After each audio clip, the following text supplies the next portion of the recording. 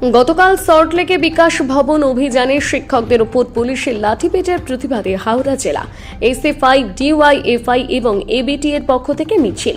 আজ বিকেলে এসএফআই এবং ডিওয়াইএফআই কর্মীরা হাওড়া ময়দান চত্বরে মিছিল করার পর ফাঁসিতলা মোড়ে 15 মিনিট রাস্তা অবরোধ করে বিক্ষোভ দেখায়।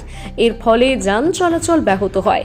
ঘটনাস্থলে বিরাট পুলিশ বাহিনী এবং র্যাব মোতায়েন ছিল। পুলিশের সঙ্গে বচসায় জড়িয়ে পড়ে বিক্ষোভকারীরা। অবিলম্বে যোগ্য শিক্ষকদের চাকরির পাশাপাশি তৃণমূল নেতা সব্যসাচী দত্তের গ্রেপ্তারের দাবি করা হয়।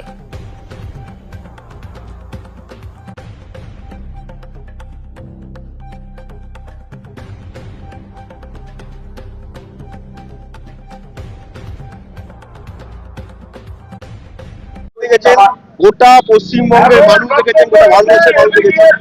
আমাদের যারা সমাজকে গড়ে, আমাদের বাবা মার পর যাদের স্থান, সেই মাস্টার মশাইকে রাস্তায় দাঁড়িয়ে হচ্ছে যে পুঁতে দিয়ে পা হাত পা গুঁড়িয়ে দিয়ে মাথায় পর্যন্ত মেরেছে মাস্টার মশাইকে।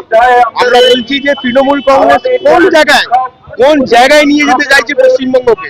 এই তৃণমূল কংগ্রেস রিট পিটিশন দায়ের করেছে, কিন্তু এই সময়কালের মধ্যে একজনও যারা হচ্ছে ঘুষ দিয়ে চাকরি পেয়েছিল সেই লিস্ট পর্যন্ত দেয়নি। এই রিট পিটিশনের কোনো ভ্যালু নেই।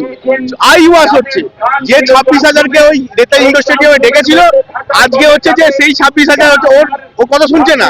এই সময়কালের মধ্যে দাঁড়িয়ে স্বচ্ছভাবে যারা যোগ্য শিক্ষক মশাই তাদেরকে নিয়োগ করতে হবে।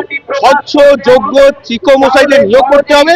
আর এই যে ন্যাক্কারজনক ঘটনা ঘটিয়েছে, অবিলম্বে পুলিশ মন্ত্রীর পদত্যাগ চাই, এইটাই আমরা চাই।